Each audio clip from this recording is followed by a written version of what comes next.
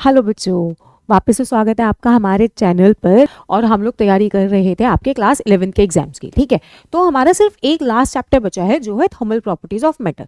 Thermal properties of matter को हम लोग 2 लेक्चर्स में कंप्लीट करेंगे। सेकेंड लेक्चर कंप्लीट पार्ट होने वाला है मेथड्स, जिसमें हम लोग किस तरीके से हीट को ट्रांसफर करेंगे, जिसमें कंडक्शन, कन्वेक्शन, रेडिएशन और इनके सब टॉपिक्स के बारे में बात करेंगे। लेकिन उससे पहले हमने ये तो देख लिया कि हीट कैसे ट्रांसफर होगी। उससे पहले ये तो पढ़ें कि हीट है क्या, टेम्परेचर क्या है, कौन कौन से टाइप्स की हीट हो सकती है हमारे पास। तो इन सारी चीजों को करने के लिए जो हम लोग आज लेक्चर करने वाले हैं वो बहुत इंपॉर्टेंट है। ठीक है, तो आइए मिलकर शुरू करते हैं थर्मल प्रॉपर्टीज ऑफ मैटर का लेक्चर नंबर 1।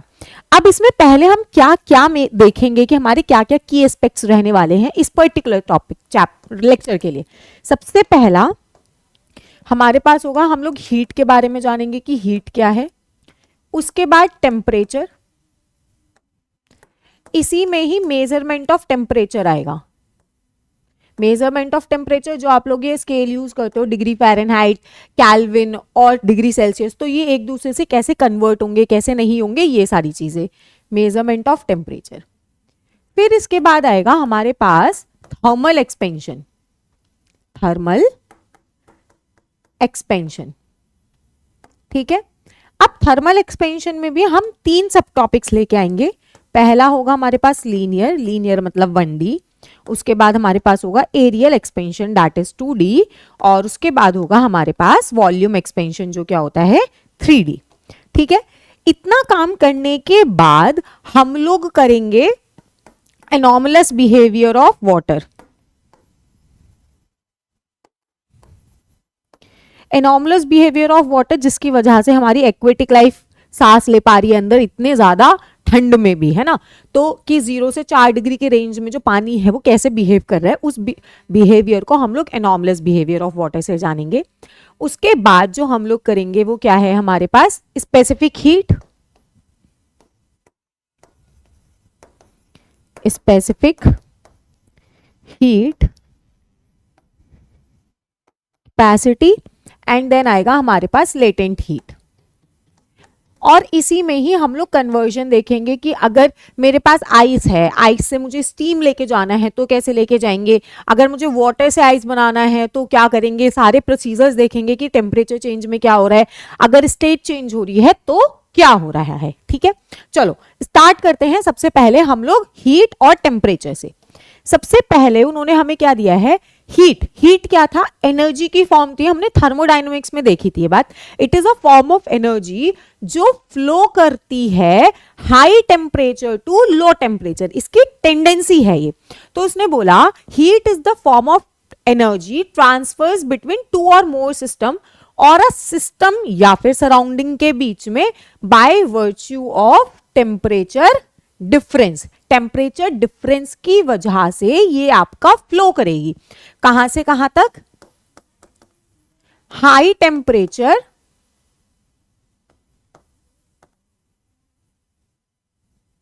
से लो टेम्परेचर की तरफ ये जाएगी। ठीक है, तो कभी भी हीट पूछे तो हीट क्या होता है कि हाई टेम्परेचर से लो टेम्परेचर एनर्जी का फ्लो। अब कैसे पता लगेगा कि कौन सी बॉडी बहुत ज्यादा गर्म है, कौन सी बॉडी ठंडी है, कैसे पता लगेगा, आपने क्या डिसाइड किया, तो उसके लिए आता है टेम्परेचर। टेम्परेचर एक रिलेटिव टर्म है जो आपको बताता है कि हॉटनेस एंड कोल्डनेस का, कितनी बॉडी हॉट है या कितनी बॉडी कोल्ड है।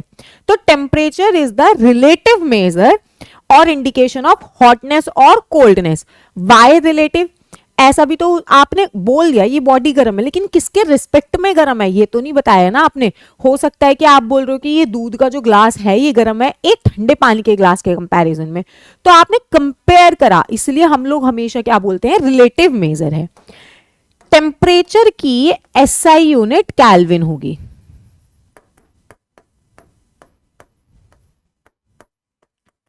इसको आप सिंबल के से दिखाओगे।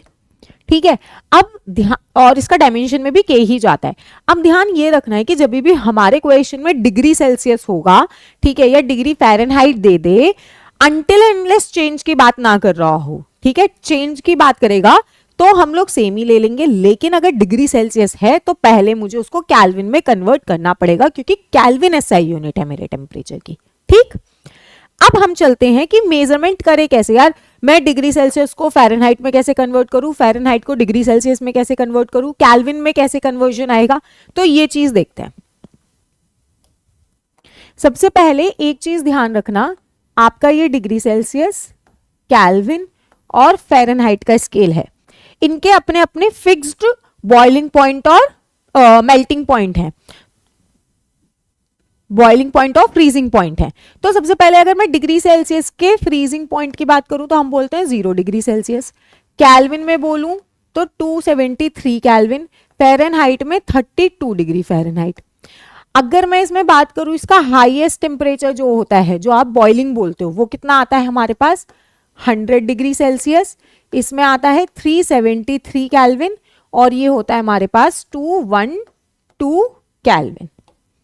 ठीक, अब हम कैसे पैरामीटर सेट करेंगे, तो पैरामीटर सेट करने के लिए आपको ये पता होना चाहिए, मेजरमेंट जो थर्मोमीटर स्केल, थर्मोमीटर में आपने रीडिंग नोट करी, वो रीडिंग हमने टी से लिखाई, माइनस जो भी उसने उसका लोएस्ट पॉइंट दे रखा होगा स्केल पे, ठीक है, डिवाइडेड बाय उसका हाईएस्ट पॉइंट माइनस लोएस्ट, ये क्या होना चाहिए हमारे पास कांस्टेंट। अब ये अलग अलग बुक में अलग अलग तरीके से है, मैं समझाती हूँ इसको इस तरीके से कि temperature minus freezing point divided by boiling minus freezing point, जो स्केल है उसका, कि इस स्केल पे ये फिक्स्ड वैल्यूज है मेरे पास, ठीक है। वो कोई भी आपको हाइपोथेटिकल स्केल भी बनवा सकता है, एग्जाम्पल्स देखेंगे उसका। अब हमने बात करी डिग्री सेल्सियस के लिए, तो मैंने यहां लिखा degree Celsius minus 0 divided by boiling point उसका 100 minus 0 is equals to Kelvin minus 273 divided by 373 minus 273 is equals to, सब कांस्टेंट है तो Fahrenheit minus 32 divided by 212 minus 32 हो गया ये हमारे पास डिग्री सेल्सियस का लोएस्ट पॉइंट, फिर बॉइलिंग पॉइंट माइनस 10, और हमने कांस्टेंट लिखा है, मतलब हर टेम्परेचर स्केल, हर थर्मोमीटर स्केल सेम ही पैरामीटर को क्या करने वाला था, फॉलो करने वाला था। तो हमारे पास यहां से पहले डिग्री सेल्सियस और केल्विन के लिए निकालते हैं, तो कितना आएगा, C by 100 is equals to K minus 273 divided by 100, तो degree Celsius is equals to Kelvin scale minus 273 हो गया, करेक्ट। जब मैं इसमें सेकेंड स्केल पर जाऊंगी तो मैं डिग्री सेल्सियस और फ़ारेनहाइट का ले लेती हूं, तो ये क्या बनेगा, degree Celsius by 100 is equals to Fahrenheit minus 32 divided by 212 में से अगर मैं 32 को माइनस करूंगी तो मेरे पास आया 180, कैंसिल आउट करो 5 9, तो मेरे पास क्या आया, degree Celsius is equals to 5 by 9 F minus 32। इस तरीके से हम लोग कन्वर्ट कर सकते हैं किसी भी स्केल को, कोई भी स्केल दे दे वो मुझे टेम्परेचर का, कोई रैंडम उठा के दे दे या इन तीनों में से दे दे किसी भी पर्टिकुलर वैल्यू के लिए, तो मैं उसको कन्वर्ट कर सकती हूँ। और डिवाइस जो टेम्परेचर मेजर करने के लिए यूज होती है उसको हम बोलते हैं थर्मोमीटर, ठीक है।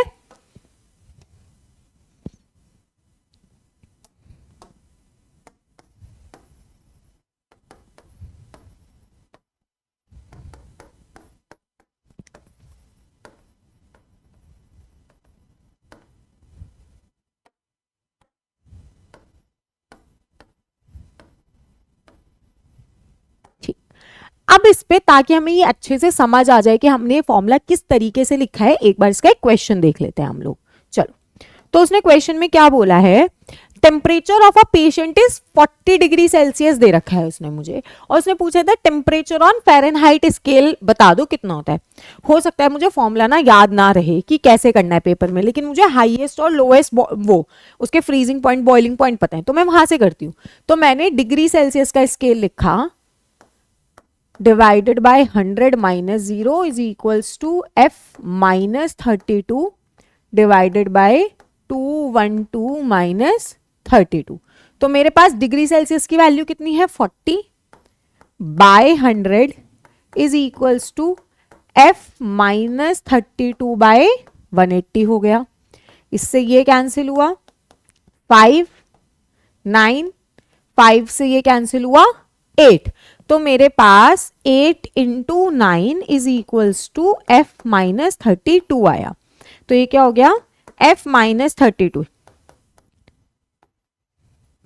72 हुआ। तो हमारे पास फ़ारेनहाइट में कितनी रीडिंग आई 32 इधर जाके हो गया ऐड, दैट इज 104 डिग्री। तो हमारे पास फ़ारेनहाइट पे रीडिंग आई होगी 104। ठीक है, तो अगर 40 डिग्री सेल्सियस था मेरा तो फ़ारेनहाइट में कन्वर्ट होके 104 आया। ये तो है कि उसने फिक्स्ड स्केल दे रखे थे जो हम यूज करते हैं, डिग्री सेल्सियस, केल्विन और फ़ारेनहाइट। मान लो अब उसने कोई रैंडम स्केल बना दिया, आपका कोई भी यूनिट दे सकता है वो उसको। तो देखो कैसे करेंगे अब हम उस पार्ट को।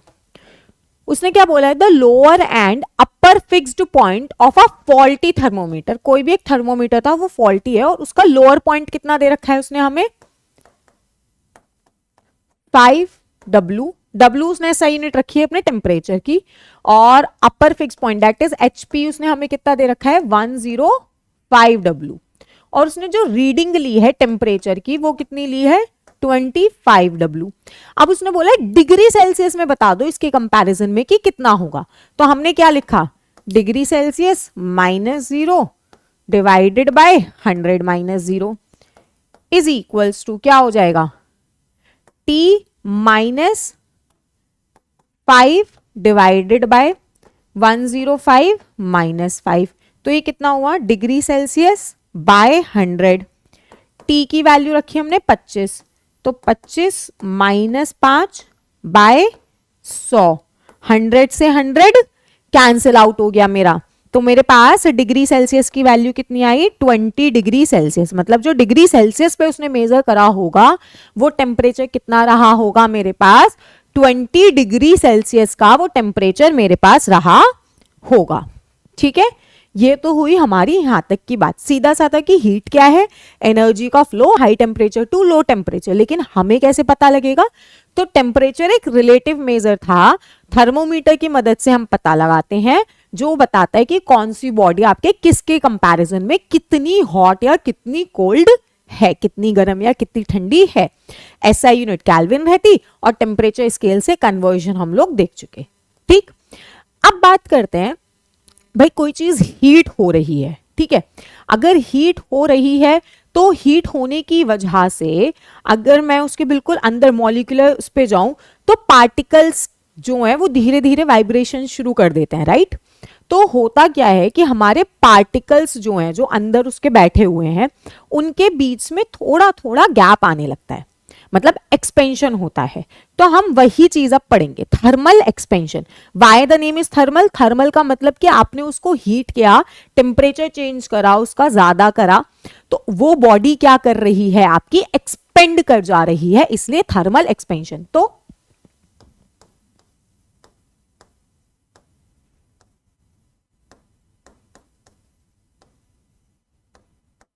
थर्मल एक्सपेंशन क्या है,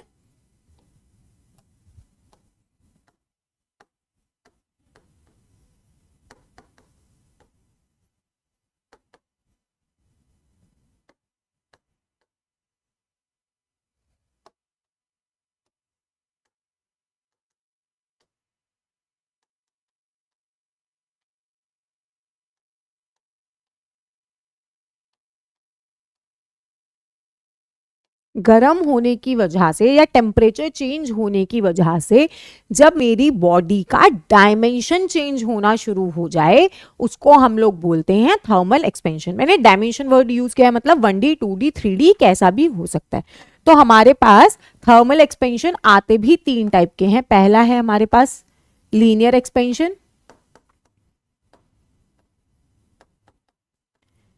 दूसरा है हमारे पास एरियल एक्सपेंशन,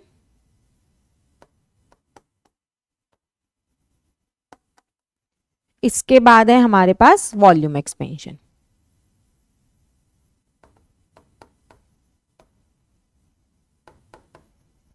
ठीक, हम सबसे पहले लीनियर एक्सपेंशन करेंगे, फिर लीनियर के बाद एरियल और वॉल्यूम, और उसके बाद इन तीनों में आपस में रिलेशन सेट करवाएंगे।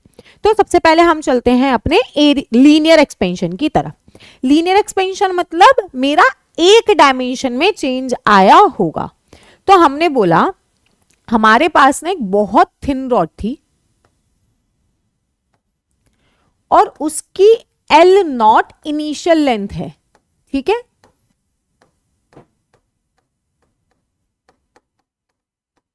इनिशियल लेंथ, इसका इनिशियल टेम्परेचर T0 कुछ था, ठीक है।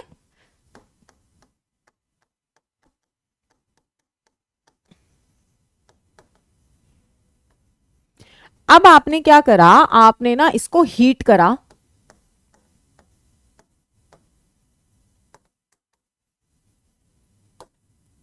हीट करने के बाद हमारे पास इसकी कुछ लेंथ में चेंज आया,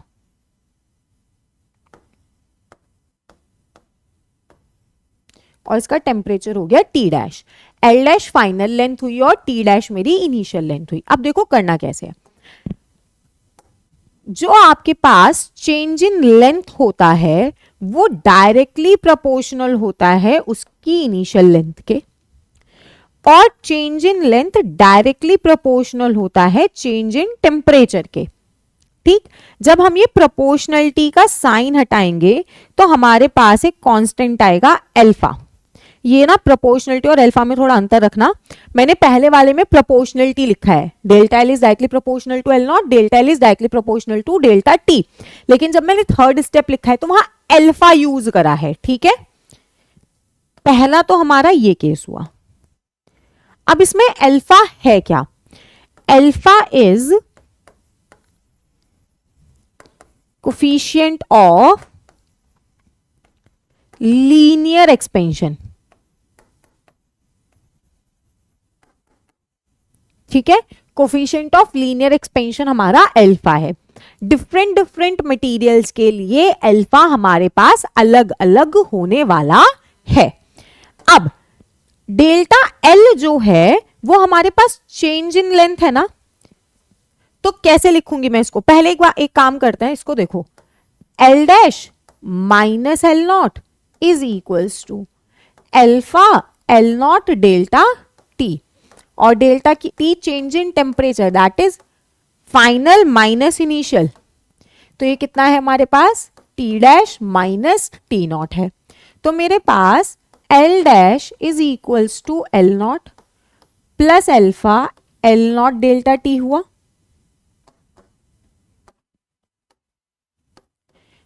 L dash is equals to, आपने एल नॉट कॉमन लिया, 1 प्लस अल्फा डेल्टा टी। दोनों फॉर्मूला में से किसी भी फॉर्मूला पे वो आपको न्यूमेरिकल दे सकता है, ठीक है। थोड़ी सी अल्फा की डायमेंशन की बात कर लेते हैं। इधर देखो, अगर मैं अल्फा का फॉर्मूला सेट करूं तो alpha is equals to delta L by L not delta T.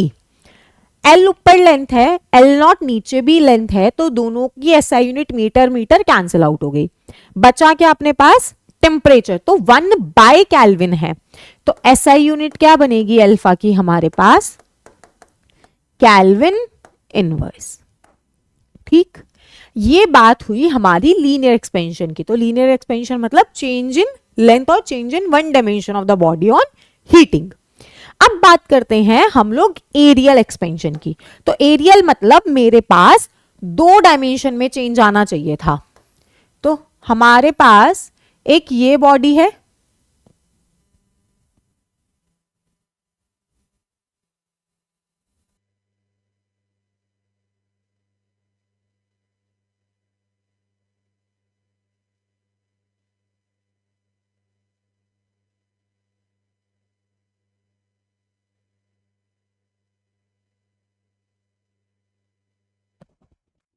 आपने इस बॉडी को हीट करा, ठीक है, इनिशियल एरिया ए, आपने इस बॉडी को हीट करा और ये बॉडी क्या कर गई, एक्सपेंड कर गई, और इसका नया वाला एरिया हो गया ए डैश। अब कैसे देखेंगे, तो जैसे हमने वहां पे काम किया था सेम तरीके से देखो, हमने बोला जो मेरे पास चेंज इन एरिया है वो डायरेक्टली प्रोपोर्शनल है किसके, इसके इनिशियल एरिया के, और change in area directly proportional था चेंज इन टेम्परेचर के। इसका टेम्परेचर T, इसका टेम्परेचर T डैश फाइनल वाली का।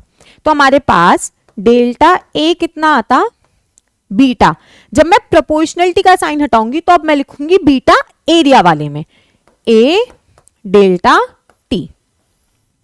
ठीक, बीटा क्या है मेरे पास, कोफिशिएंट ऑफ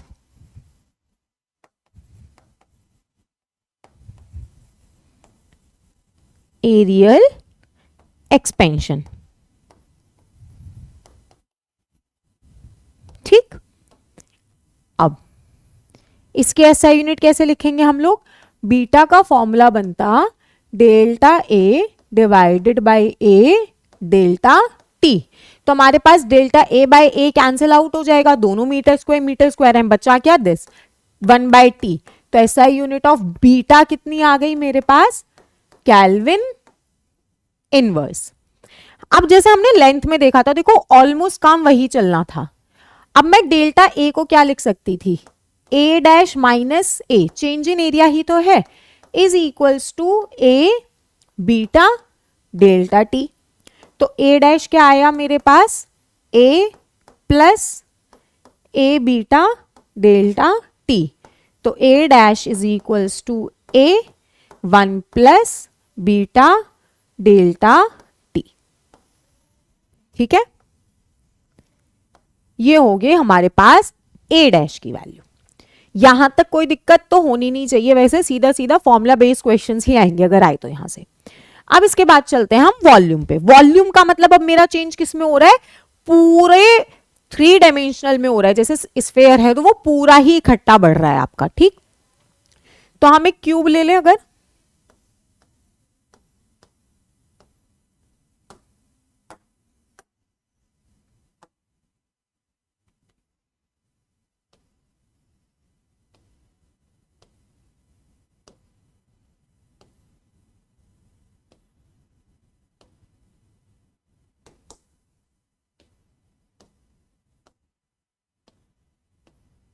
ठीक है, इसकी इनिशियल वॉल्यूम V और इनिशियल टेम्परेचर इसका T है, इसके पूरे वॉल्यूम में चेंज आएगा।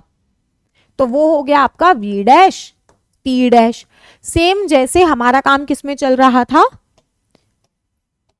लीनियर और एरियल में। तो यहां पे हमारे पास क्या आया, delta V is directly proportional to initial volume and change in V is directly proportional to change in temperature. तो जब मैंने ये प्रोपोर्शनलिटी का साइन हटाया, मेरे पास आया gamma V delta T। Gamma क्या है अपने पास, कोफिशिएंट ऑफ वॉल्यूम एक्सपेंशन। ठीक है, अब अगर मैं गामा के बारे में लिखने जाऊं तो गामा का फॉर्मूला क्या बनेगा, gamma is equals to delta V by V delta T। तो डेल्टा V बाय V मतलब metre cube by metre cube, तो दोनों की एसआई यूनिट हुई कैंसिल। तो मेरे पास सिर्फ गामा की एसआई यूनिट 1/k होनी चाहिए थी, तो दैट इज केल्विन इनवर्स। तो मेरे पास कोफिशिएंट ऑफ वॉल्यूम एक्सपेंशन हो, लीनियर एक्सपेंशन हो, एरियल एक्सपेंशन हो, तीनों की एसआई यूनिट केल्विन इनवर्स ही रहेगी। ठीक है, अब उसके बाद हम लोग आगे बात करते हैं इसमें। मैं डेल्टा V को कैसे लिख सकती हूँ, चेंज है ना, तो फाइनल माइनस इनिशियल लिखा मैंने, V dash minus V is equals to V gamma delta T। तो V डैश कितना बना हमारे पास, V plus V gamma delta T। तो V डैश की वैल्यू कितनी आ गई, V 1 plus gamma delta T। Clear है यहां तक बात, ठीक है। अब इसको हम लोग न्यूमेरिकल्स में अप्रोच करना देखेंगे, लेकिन उससे पहले हम एक काम देखेंगे कि अल्फा बीटा और गामा के बीच में कैसे रिलेशन सेट करना है। अब हमें सबसे पहले अब हम ये काम देखते हैं कि अल्फा बीटा गामा के बीच में रिलेशन कैसे सेट होगा। तो उसी के लिए क्वेश्चन था, उसने क्वेश्चन के फॉर्म में दे दिया कि show that coefficient of areal expansion of rectangular sheet एक मेरे पास रेक्टेंगुलर शीट है, तो हमने एक रेक्टेंगुलर शीट बना ली पहले। ये क्या हुआ हमारे पास L1, ये हुआ हमारे पास L2, ठीक है। Of the solid is twice of linear expansivity, मतलब अल्फा के ट्वाइस है आपका बीटा। तो ये बात प्रूफ करनी थी हमें, तो हमने जब इसकी लेंथ को बढ़ाया होगा, एक्सपेंड किया होगा,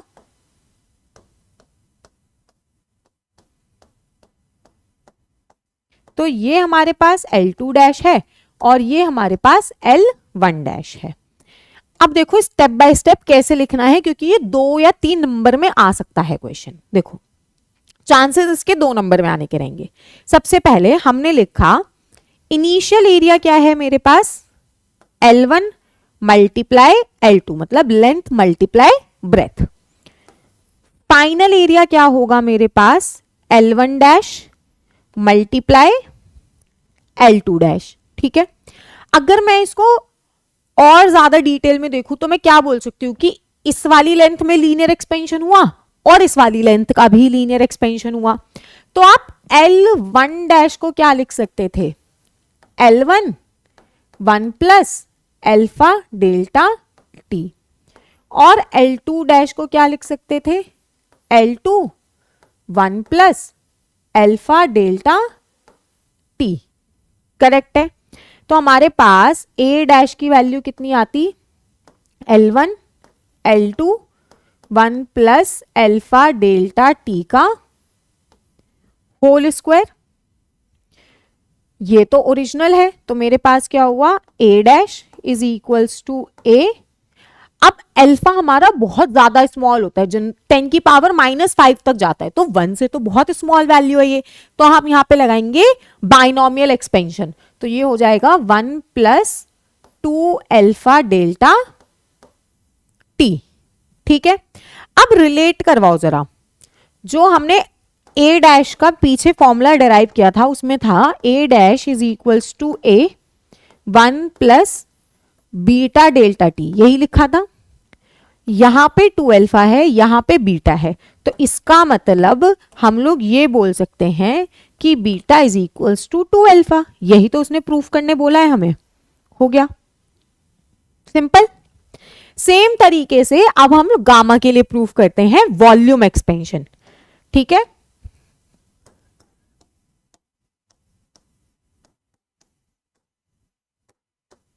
gamma is equals to 3 alpha बताना है अब हमें। तो देखो हमने क्या किया, हमने एक क्यूबॉइड लिया,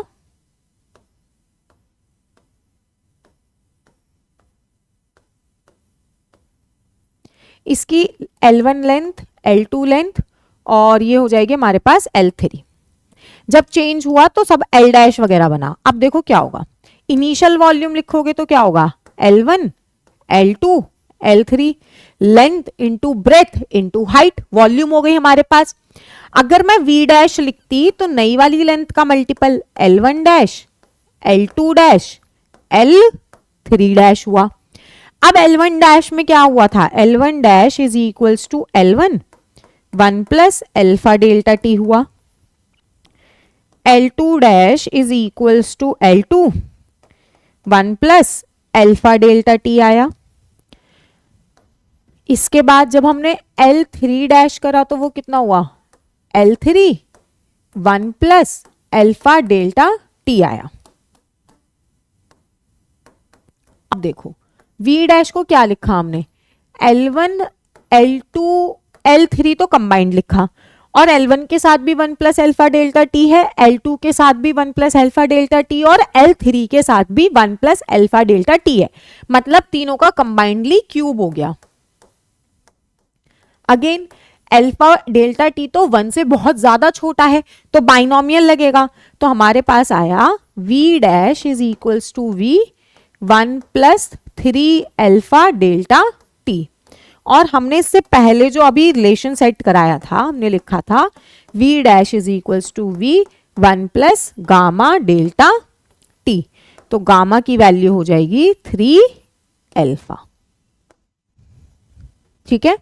linear expansion alpha areal expansion का कोफिशिएंट बीटा, वॉल्यूम एक्सपेंशन का coefficient gamma. Beta is equal to 2 alpha, gamma is equal to 3 alpha होता है, ठीक है। L dash is equal to L 1 plus alpha delta T, A dash is equal to A 1 plus beta delta T, और V dash is equal to V 1 plus gamma delta T. ये चीजें इसमें ध्यान रखनी है। अब एक न्यूमेरिकल देखते हैं इसका। देखो न्यूमेरिकल क्या कह रहा है, अब blacksmith fixes iron ring on the rim of wooden wheel. एक हॉर्स कार्ट है, उसका एक वुडन व्हील है, उसके ऊपर हमने आयरन रिंग को फिक्स करा। The diameter of the rim and the iron ring are, जो हमारी रिम है, ठीक है, उसका डायामीटर कितना दे रखा है उसने हमें,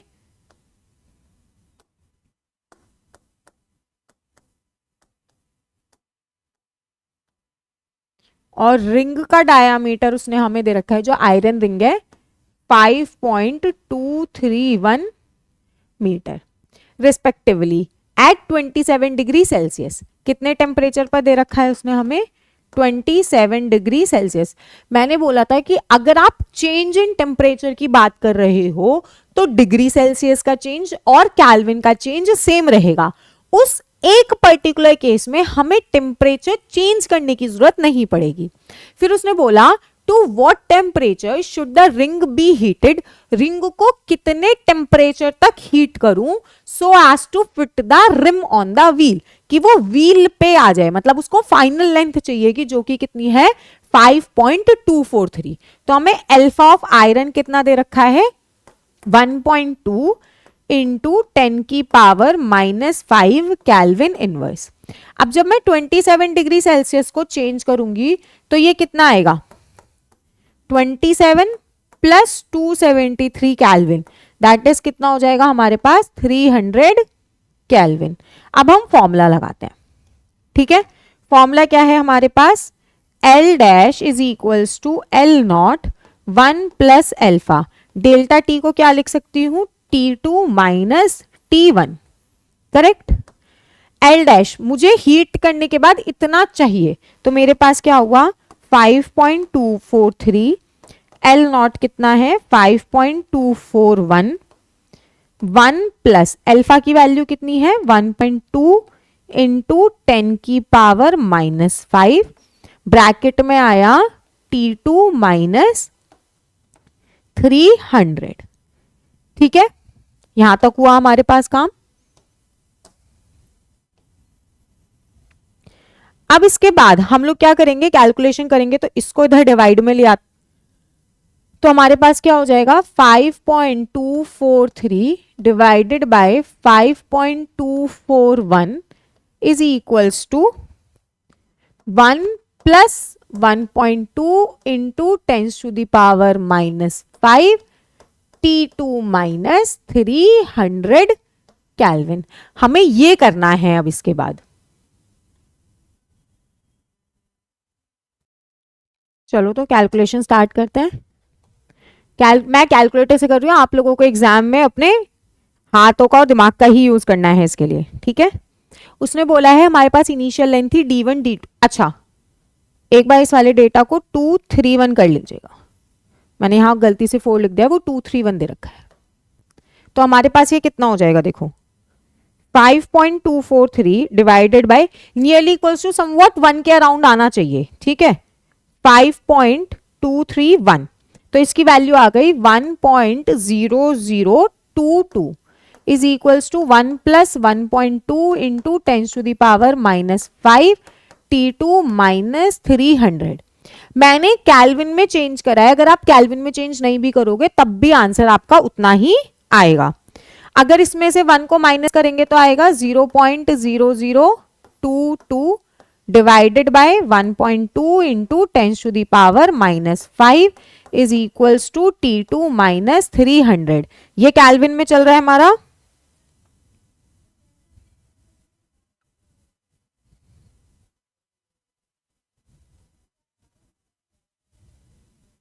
ये हो गया 0.00183 into 10 to the power 5 is equals to T2 minus 300।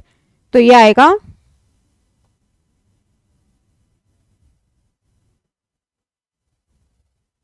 5.243 divided by 5.231 minus 1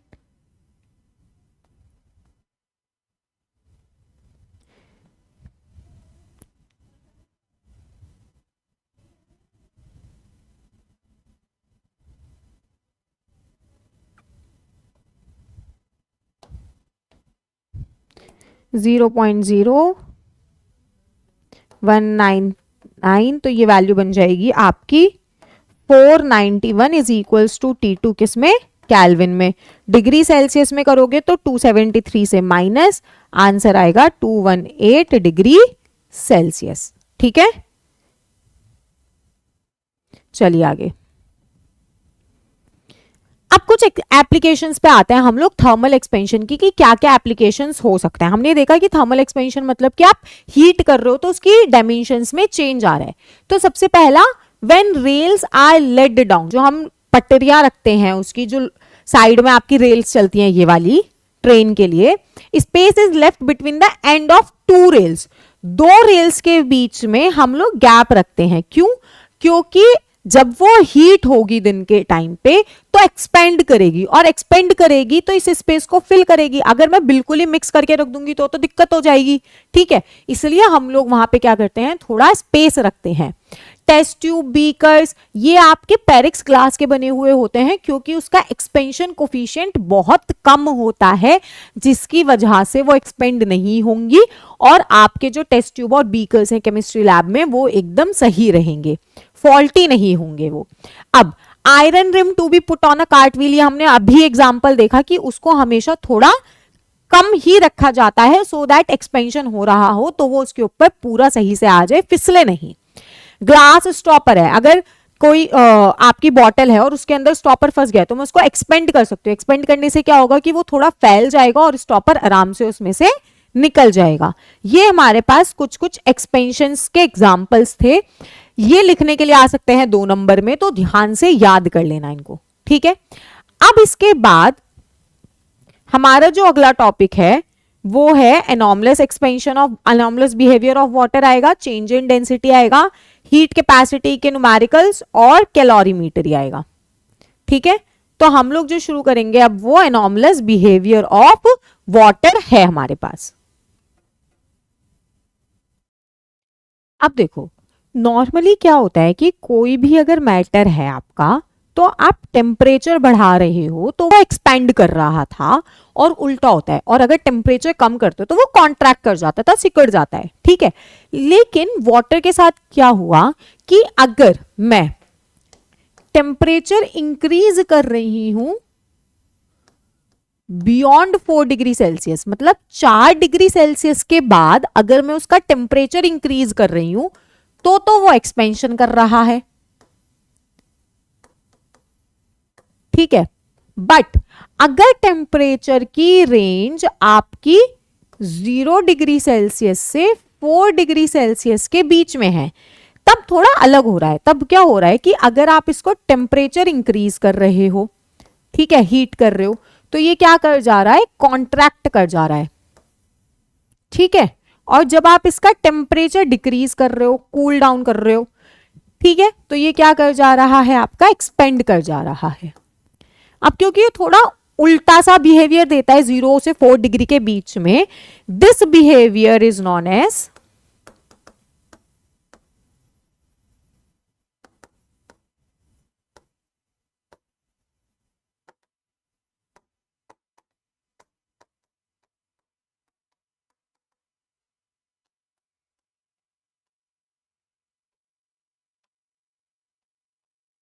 anomalous behaviour of water. इसी बिहेवियर की वजह से जो हमारी एक्वेटिक लाइफ्स होती हैं वो जब बहुत ज्यादा ठंडी आती है तो सरवाइव कर जाती हैं। होता क्या है, अब देखो, जब भी मेरा टेम्परेचर 4 डिग्री सेल्सियस है उस टाइम मेरी डेंसिटी सबसे ज्यादा होगी और वॉल्यूम सबसे कम हो जाएगी। जब 4 डिग्री सेल्सियस हिट होता है तो हमारे पास सबसे ऊपर की लेयर जो हो जाती है वो बर्फ की लेयर बन जाती है, और उसके नीचे जितना भी पानी रहेगा वो 4 डिग्री सेल्सियस तक आ जाता है, यूनिफॉर्म्ड हो जाता है। तो हमारी एक्वेटिक लाइफ सर्वाइव कर जाती है। तो मेन रीजन क्या है, क्योंकि पानी का जो नेचर है, बिहेवियर है, वो अनोमलस है, गामा नेगेटिव हो जाता है इस दौरान, तो इसलिए हमारी एक्वेटिक लाइफ सर्वाइव करती है। 0 से 4 डिग्री सेल्सियस में उल्टा है, टेम्परेचर बढ़ा रहे हो अगर आप 0 से 4 की तरफ तो कॉन्ट्रैक्ट हो रहा है, टेम्परेचर घटा रहे हो तो एक्सपेंशन हो रहा है। ठीक है, अब चेंज इन डेंसिटी भी देख लेते हैं एक बार। हमने वॉल्यूम वाला क्या देखा था, V dash is equals to V1 plus gamma delta T है हमारे पास। ठीक है, density is equals to mass by volume होता है, मास में तो कोई चेंज नहीं आना, तो हमारे पास रॉ डैश कितना होगा, rho dash is m by V dash. मैं V डैश को क्या लिख सकती हूं, V1 plus gamma delta T. m by V मेरे पास पुरानी वाली डेंसिटी थी, तो रॉ डैश कितना हो जाएगा, raw 1 plus gamma delta T की पावर -1 हो जाएगी।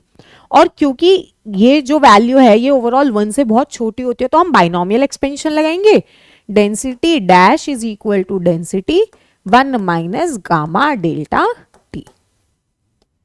ठीक है,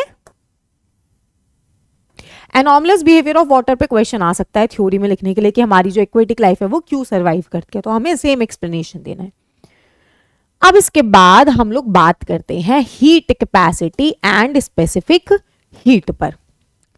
पानी को कूलेंट की तरह यूज किया जाता है ना, तो वन ऑफ द रीजंस वो यहीं से ही निकल के आता है कि पानी को हम एज अ कूलेंट क्यों यूज करते हैं। तो देखो, सबसे पहले हीट कैपेसिटी की बात करते हैं। The change in temperature of a substance, किसी भी सब्सटेंस का जो टेम्परेचर चेंज है, when a given quantity of heat is absorbed or release by it, is characterized by a quantity called heat capacity of the substance.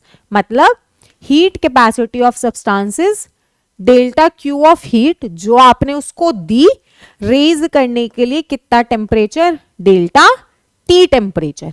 ठीक है, तो S कितना बन जाता है, हमारे पास जो यूनिट आती है इसकी SI unit is equals two joule kelvin inverse, कि आप इसको कितनी हीट दे रहे हो इस पर्टिकुलर टेम्परेचर को रेज कराने के लिए, उसको हम लोग बोलते हैं हीट कैपेसिटी।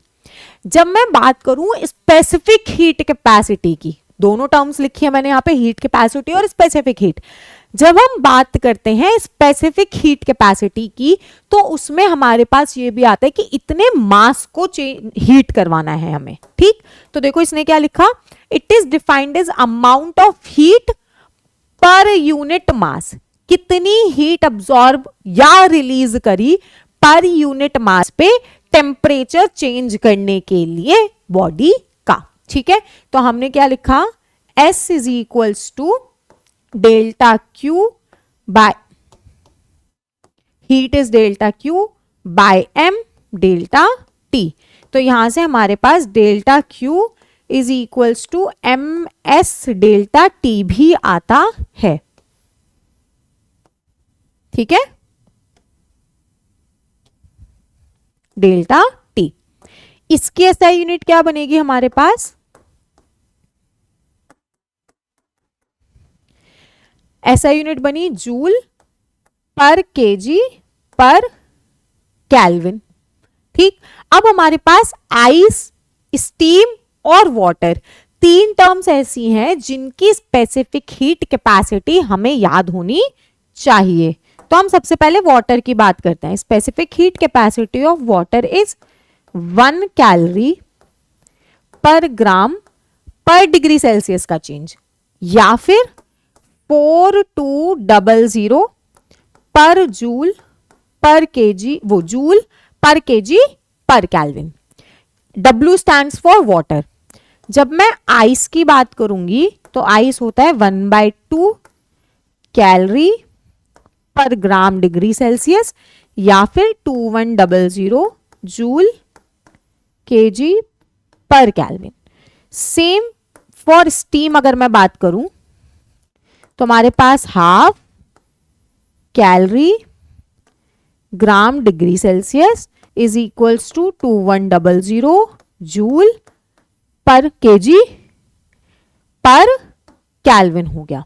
ठीक, तो स्पेसिफिक हीट कैपेसिटी का मतलब कि आप कितनी अमाउंट ऑफ हीट दे रहे हो इस पर्टिकुलर मास के सब्सटेंस का टेम्परेचर इतना रेज करने के लिए।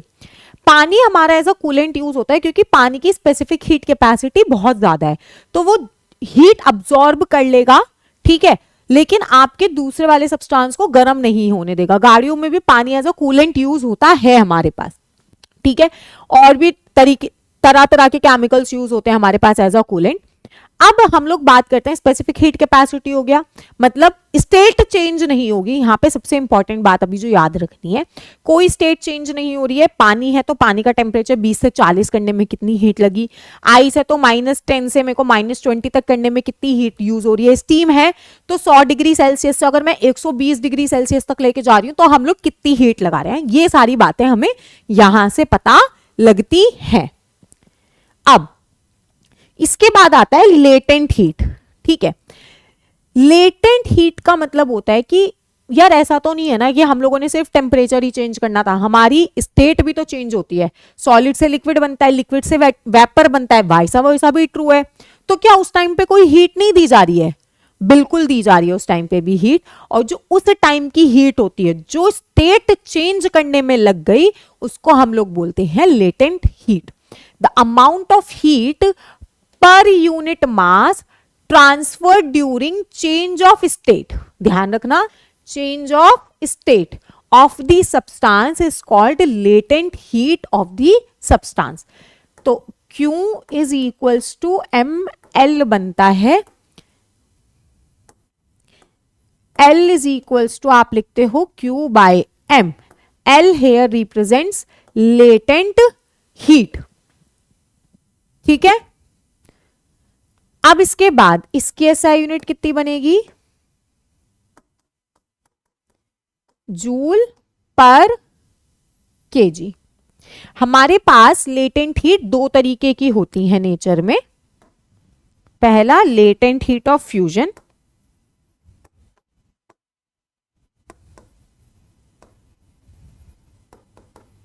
और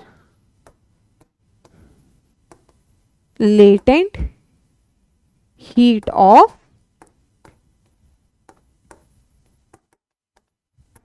वेपराइजेशन। ठीक है, लेटेंट हीट ऑफ फ्यूजन को LF से दिखाते हैं और लेटेंट हीट ऑफ वेपराइजेशन को LV से। लेटेंट हीट ऑफ फ्यूजन का मतलब क्या है कि आपकी जो स्टेट चेंज हो रही है वो आइस से वाटर बन रहा है या वाटर से आइस बन रहा है, इस वाली स्टेट में हम लेटेंट हीट ऑफ फ्यूजन बोलते हैं। और LF की जो वैल्यू होती है वो होती है 80 कैलोरी पर ग्राम। ठीक, लेटेंट हीट ऑफ वेपराइजेशन की जो वैल्यू होती है वो होती है 540 कैलोरी पर ग्राम। हालांकि ये वैल्यूज हमें याद होनी चाहिए, बट जो वैल्यू अगर उसने क्वेश्चन में दे दी है तो हम वही वैल्यू यूज करेंगे। ठीक है, तो स्पेसिफिक हीट ऑफ वाटर कितना था हमारे पास? कैलोरीज के हिसाब से 1, और अगर मैं जूल केजी केल्विन में कन्वर्ट कर दूं तो हो जाएगी 4200। स्टीम और आइस की सेम चल रही है, half calorie gram degree Celsius और 2100 जूल केजी केल्विन के लिए। यहां पे जब हम बात करते हैं लेटेंट हीट ऑफ फ्यूजन हमारी 80 कैलोरी पर ग्राम है और latent heat of vaporisation 540 calorie per gram है। लेटेंट हीट लगाएंगे जब स्टेट चेंज हो रही होगी, Q is equal to MS delta T। Specific heat वाली लगाएंगे जब हमारा टेम्परेचर चेंज हो रहा होगा। अब इसी बात को समझने के लिए क्वेश्चंस करते हैं ताकि ये कॉन्सेप्ट अच्छे से क्लियर हो जाए। देखो, ये क्वेश्चन आराम से 3 नंबर का आएगा, टेम्परेचर चेंज करने वाला, इसमें वो दोनों हीट दे रखा है। सबसे पहले उसने बोला find amount of heat required to convert 5 gram of ice. Ice कितनी दे रखी है उसने अपने को? 5 ग्राम। कितने टेम्परेचर पर है? -10 डिग्री सेल्सियस पर है।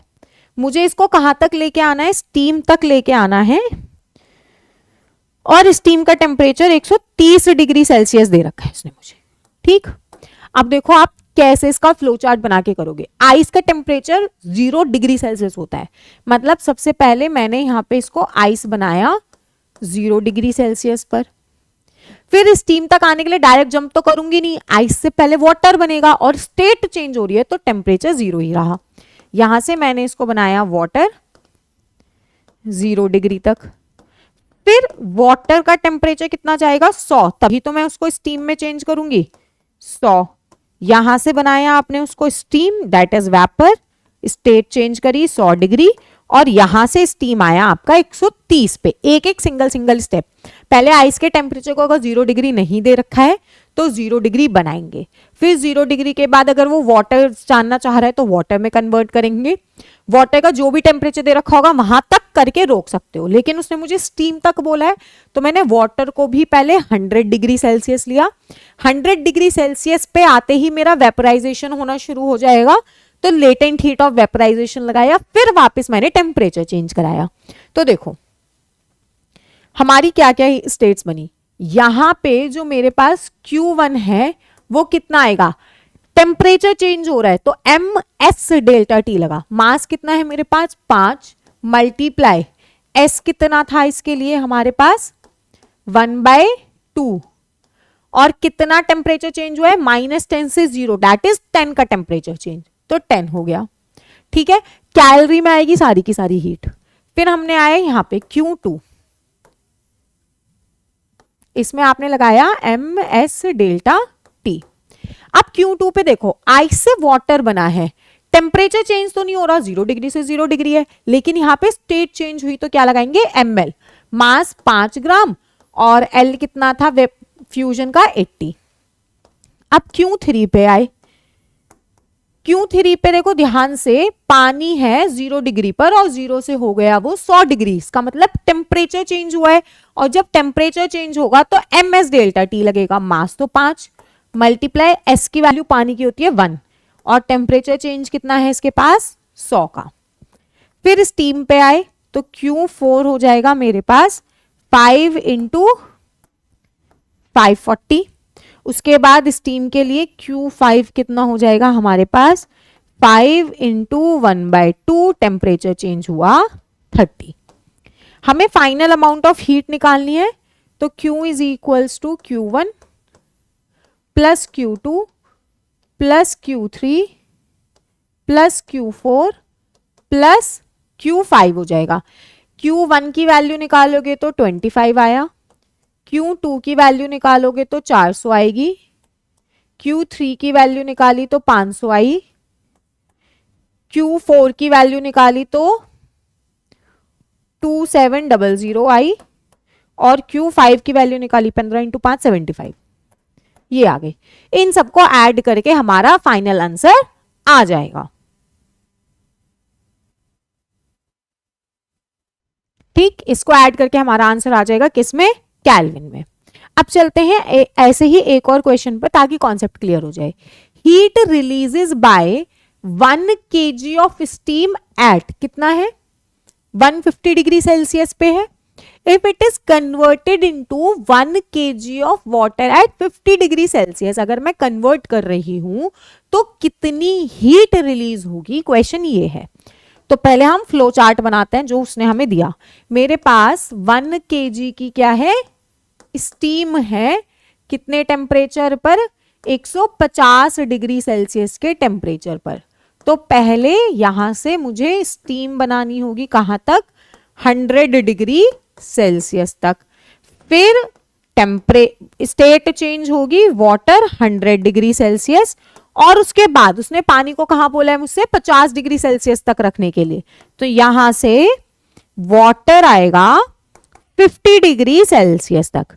तो सबसे पहले अगर स्टेट चेंज है तो ms डेल्टा टी, अगर स्टेट चेंज है तो ml लगाएंगे, टेम्परेचर चेंज है तो ms डेल्टा टी लगाएंगे।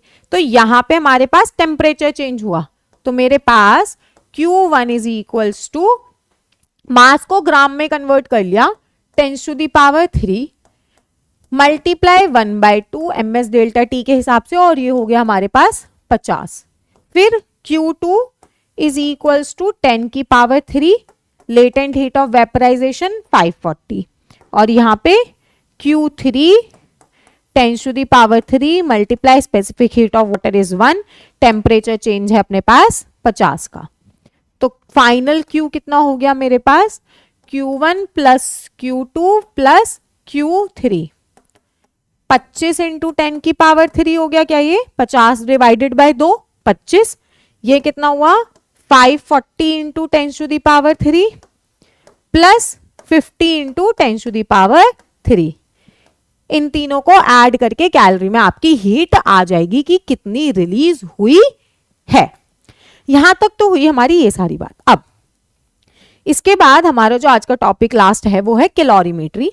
कैलोरीमेट्री को खत्म करके फिर हम लोग जो नेक्स्ट लेक्चर में करेंगे वो हीट ट्रांसफर के तीनों मेथड होंगे, डेरिवेशंस होंगी उसमें, न्यूटन, स्टीफन, बोल्ट्जमैन, ये सारे रिलेशंस होंगे, थर्मल कंडक्टिविटी क्या है, हीट करंट क्या है, ये सारी बातें हम उसमें करेंगे। ठीक, तो सबसे पहले कैलोरीमेट्री में बात करते हैं। भाई हमने ये पढ़ा था कि एनर्जी ना तो बन सकती है ना डिस्ट्रॉय हो सकती है, करेक्ट है। तो कैलोरीमेट्री का सीधा सा प्रिंसिपल है heat gain is equals to heat loss.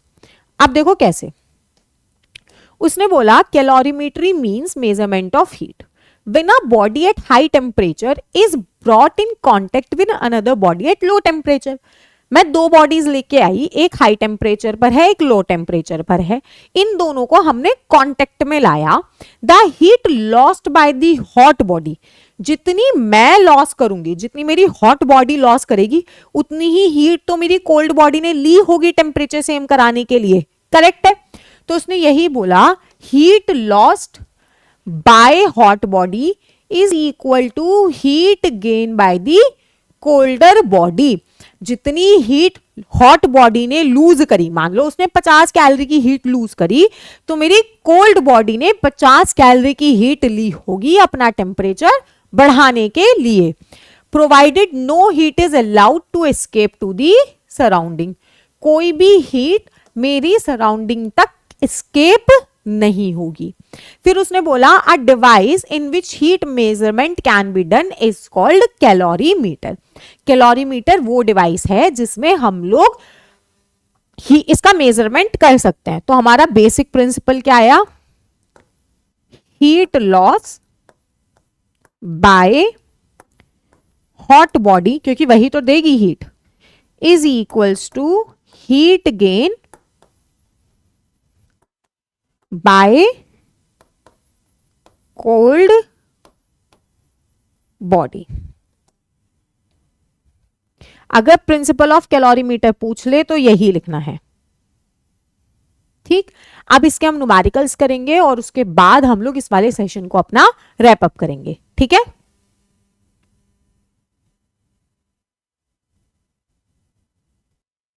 चलो अब इसके हम लोग न्यूमेरिकल्स देखते हैं कि न्यूमेरिकल्स कैसे कैसे करने हैं। ठीक है, सबसे पहला क्वेश्चन, न्यूमेरिकल्स पे ध्यान देना, ये आराम से आपके लॉन्ग क्वेश्चंस का पार्ट बनेंगे। ठीक, देखो उसने बोला है a sphere of 0.047 kg aluminium, एक स्फीयर है एल्यूमिनियम का, ठीक है, जिसका मास कितना देखा है 0.047। तो मास ऑफ एल्यूमिनियम, मैं मेटल के नाम से लिखती हूँ इसको, 0.047 kg is placed for sufficient time in a vessel containing boiling water। एक वेसल में बॉइलिंग वाटर था, मैंने इस स्फीयर को उसके अंदर रखा so that the sphere is at 100 degree Celsius. तो स्फीयर का टेम्परेचर, मतलब टेम्परेचर जो एल्यूमिनियम का स्फीयर है वो कितना था हमारे पास 100 degree Celsius. It is then immediately transferred to 0.1 kg copper calorimeter. अब इसको कैलोरीमीटर में डाला गया, तो मास ऑफ कॉपर कितना दे रखा है 0.14 kg कंटेनिंग वाटर। उस कैलोरीमीटर में वाटर भी है, कितना हो गया 0.25 kg एट 20 डिग्री सेल्सियस। उन दोनों का टेम्परेचर जो है मिला के कितना है 20 degree Celsius, T of calorimeter.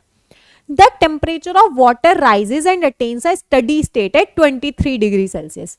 आपने हीट करा, मतलब हीट लॉस गेन हुआ और टेम्परेचर क्या हो गया इस वाली सिचुएशन का फाइनल सिस्टम का 23 डिग्री सेल्सियस बन गया।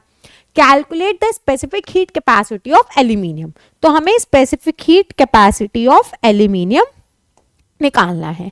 कॉपर की उसने हमें यहाँ पे दे रखी है। अब देखो, सबसे पहले 100 डिग्री से टेम्परेचर 23 डिग्री सेल्सियस हुआ किसका, एल्यूमिनियम का, तो उसने क्या करा होगा, हीट लॉस करा होगा। तो मेरे पास हीट लॉस किसके बराबर आया, mass of aluminium, specific heat of aluminium into delta T. तो मास ऑफ एल्यूमिनियम कितना है, 0.047 into specific heat of aluminium multiply temperature change कितना हो जाएगा, 100 माइनस 23।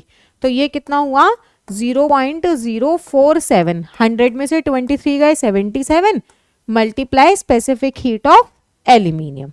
ये तो हुआ हीट लॉस। जब मैं हीट गेन की बात कर रही हूं तो टेम्परेचर बढ़ा, पानी प्लस उसके जो कॉपर का है, तो heat gain is equals to mass of copper specific heat of copper delta T plus mass of water specific heat of water delta T. तो हीट गेन कितना हुआ मेरे पास, heat gain is equals to mass of copper दे रखा है 0.14 multiply specific heat कितनी दे रखी है, 0.86 into 10 to the power 3, 0.386, yes 0.386 into 10 to the power 3। Temperature कहां से कहां तक चेंज हो रहा है, 20 से 23 तक, तो 23 माइनस 20 प्लस वाटर का मास दे रखा है उसने हमें 0.25 multiply specific heat of water होती है 4200, लेकिन अगर उसको मेरे को पावर 3 में ही कन्वर्ट करना है तो मैं लिखूंगी 4.2 into 10 to the power 3, 4.2 into 10 to the power 3 multiply 23 minus 20। तो ये कितना हो जाएगा हमारे पास, 0.14 into 0.386 multiply 10 to the power 3 into 3 plus 0.25 into 4.2 multiply 10 to the power 3 into 3। Calorimeter का प्रिंसिपल क्या था हमारे पास, heat loss is equals to heat gain. Calculation बहुत जाएगी तो ध्यान से करिएगा। हीट लॉस कितनी है, 0.047 multiply 77 into specific heat of aluminium. Heat gain में देखो 10 की पावर 3 इंटू 3 तो कॉमन है, तो मैंने निकाला 3 into 10 to the power 3 common, यहाँ पे लिखा 0.14 इंटू 0.386 प्लस 0.25 इंटू 4.2। ठीक है, अब जब हम इसको सॉल्व करेंगे तो एक बार मल्टीप्लाई करके देख लेते हैं कि कितना कितना आ रहा है। 0.14 इंटू 0.386, इसकी वैल्यू आ रही है 0.05404 प्लस उधर आएगा 0.25 इंटू 4.2, 1.05। ठीक है, तो अगर मैं एस एल्यूमिनियम लिखूंगी तो कितना हो जाएगा, 3 into 10 to the power 3 multiply 1.10404 divided by 0.047 multiply 77। तो ये हो जाएगा 3 into 1.10404 divided by 0.047 divided by 77। तो स्पेसिफिक हीट ऑफ एल्यूमिनियम आई 0.9152 into 10 to the power 3 joule per KG per kelvin. ठीक है, ये रहा हमारा पहला क्वेश्चन कि कैसे कन्वर्ट करना है अगर मेरे पास हीट लॉस और हीट गेन का न्यूमेरिकल आ जाए। अब चलते हैं हम आगे अगले न्यूमेरिकल की तरफ। देखो, अगला न्यूमेरिकल क्या कह रहा है अपने से, when 0.15 kg of ice at 0 degree Celsius is mixed with 0.30 degree of water. ठीक है, हमारे पास आइस है 0 डिग्री सेल्सियस पर और इसका मास दे रखा है 0.15 kg। इसको मैंने मिक्स करा है वाटर के साथ जिसका टेम्परेचर है 50 डिग्री सेल्सियस और जिसका मास है 0.30 kg। इसने बोला है रिजल्टिंग टेम्परेचर इज 6.7। 6.7 का मतलब है कि ये वाटर बना होगा सारा का सारा आइस जो है। अब कैसे निकालेंगे, तो सबसे पहले मैंने यहां देखा कि इसका रिजल्टिंग टेम्परेचर भी क्या रहा, क्योंकि आइस तो 6.7 पे सरवाइव नहीं है, तो 6.6 और मास उसका 0.30 kg ही रहा, दैट इज 0.3 kg ओनली। अब 0.15 kg हमें आइस दे रखी है, तो सबसे पहला स्टेप क्या था, आइस से वाटर बनाया हमने, कितना 0 डिग्री सेल्सियस पर, कितना बन गया ये 0.15 kg। और इसके बाद इसको मैंने कन्वर्ट करा कहां पे, वाटर 6.7 डिग्री सेल्सियस पे, कितना है ये 0.15 kg। तो उसने पूछा है कि लेटेंट हीट ऑफ फ्यूजन कितनी होगी, हमें जो यहां LF यूज हो रही है वो बताना है कितनी होगी। तो heat gain is equal to heat loss हुआ। तो सबसे पहले अगर मैं इधर वाली हीट लिखूंगी तो मेरे पास क्या आएगा, Q1 is equals to MS delta T, इधर के लिए Q2 is equals to ML और यहाँ के लिए Q is equals to MS delta T, ये रहने वाला है। तो हमारे पास Q1 plus Q2 should be equals to Q आना चाहिए, यही प्रिंसिपल है हमारे पास। अब देखो कि कैसे हो रहा है, सबसे पहले हम लोग लिखना शुरू करते हैं। Q1 के लिए क्या है हमारे पास 0.15, उसने उल्टा लिखा गया, ML और ये MS डेल्टा T है, ठीक है। तो हमने सबसे पहले लिया ML, Q1 क्या है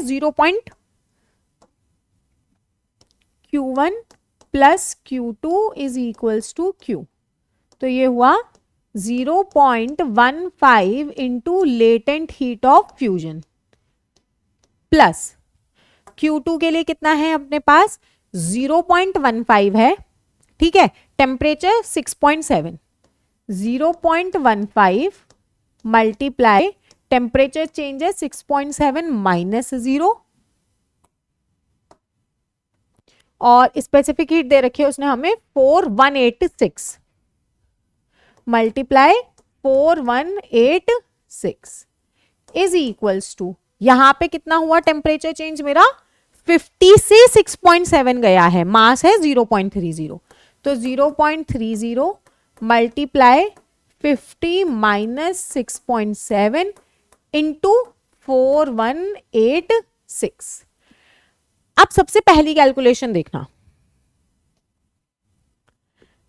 ये वाले पॉइंट से नीचे आया 100, इस वाले पॉइंट से भी नीचे आया 100 और इस वाले पॉइंट से भी नीचे आया 100, तो 100 तीनों ही टर्म्स में है, कैंसिल आउट हुआ, ठीक है। इसको 15 से कैंसिल करा, 1 कॉमन ले लो, एक काम करो आप, कैंसिल आउट करा, यहां से मैंने 15 कॉमन निकाला, अंदर क्या बचेगा LF plus 6.7 into 4186 is equals to, यहां बचा 30 इंटू ये हो जाएगा 50.0 माइनस करा तो 0.3, 9 में से 6 गए 3 और एक 4 मल्टीप्लाई 4186, ठीक। 15 से इसको कैंसिल करा तो हमारे पास आ गया 2, तो LF की वैल्यू कितनी आ रही है हमारे पास 2 इंटू 43.3 इंटू 4186 माइनस 6.7 इंटू 4186, तो मैंने यहां से 4186 को कॉमन लिया, आपस में मल्टीप्लाई करी तो 6.68 माइनस 6.7 बना, तो ये हो जाएगा 4186 मल्टीप्लाई 16 में से 7 गए 9, 15 में से 9 गया, 15 में से 6 गए 9 और ये बना 7। अब इसकी मल्टीप्लाई करके देख लेते हैं, वही हमारे पास क्या होगा आंसर। 4186 मल्टीप्लाई 79.9। ठीक है, मल्टीप्लाई करके जो भी आ रहा है वो क्या होगा हमारे पास इसका आंसर होगा। अब है हमारा अगला क्वेश्चन, और इस क्वेश्चन के बाद हम ये वाला लेक्चर अपना एंड करेंगे। उसने क्या बोला है, calculate the heat required to convert 3 kg of ice at -12 degree Celsius. -12 degree Celsius पर हमें कन्वर्ट करना है। ठीक है, कैलोरीमीटर और स्टीम है 100। तो मैंने सबसे पहले इसका फ्लो चार्ट बनाया। फ्लो चार्ट के अकॉर्डिंग क्या जा रहा है हमारा, आइस कहां पर है, -12 डिग्री सेल्सियस पर। तो सबसे पहले आइस बनेगी आपकी 0 डिग्री सेल्सियस पर, फिर इसके बाद वाटर बनेगा 0 डिग्री सेल्सियस पर, इसके बाद वाटर 100 पे आएगा, एंड देन हमारे पास स्टीम आएगी 100 डिग्री सेल्सियस पर। करेक्ट है, ठीक। तो हमारे पास यहां जो हीट है उसको मैंने नाम दिया Q1, यहां वाली हीट को हमने नाम दिया Q2, यहां वाली हीट को हमने नाम दिया Q3, और यहां वाली हीट को हमने नाम दिया Q4। अब इसमें एक चीज देखो कि यहां पे टेम्परेचर चेंज हुआ है, तो Q1 is equals to MS of ice delta T। Q2 के लिए क्या होगा, M latent heat of fusion, यहां पे भी टेम्परेचर चेंज है, M specific heat of water delta T, M into latent heat of vaporization. तो हम बारी बारी से चारों हीट कैलकुलेट करते हैं कितनी आई। तो Q1 कितना होगा मेरे पास, Q1 is equals to mass कितना है हमारे पास 3, स्पेसिफिक हीट ऑफ आइस दे रखी है 2100, मल्टीप्लाई टेम्परेचर चेंज -12 से 0 दैट इज 12 का। तो ये कितना हो जाएगा 63 इंटू 12, 6, 15 का 5 कैरी गया 1, 57600 जूल। ये आ गया हमारे पास Q1। अब हम निकालते हैं इसमें Q2 की वैल्यू। तो देखो Q2 is equals to mass into latent heat of fusion है। लेटेंट हीट ऑफ फ्यूजन की वैल्यू है 3.35 multiply 10 to the power 5। Mass कितना है हमारे पास 3, तो कितना हो जाएगा 15, 9, 10 की 0 कैरी गया 1 9 और एक 10 मल्टीप्लाई 10 की पावर 5 जूल। ये हो गया हमारा यहां पे वैल्यू। ठीक, अब चलते हैं हम आगे Q3 के लिए बात करते हैं। तो Q3 में वाटर के लिए चेंज हो रहा है, तो ये क्या हो गया हमारे पास 3, वाटर की स्पेसिफिक हीट दे रखी है 4186 मल्टीप्लाई चेंज हो रहा है टेम्परेचर 100 और 0 का, तो ये हो गया 100। तो इसकी वैल्यू कितनी आएगी 18 का 8 कैरी गया 1, 24, 25 का 5 कैरी गए 2, 3, 4, 5 और एक 12 इंटू 100 जूल।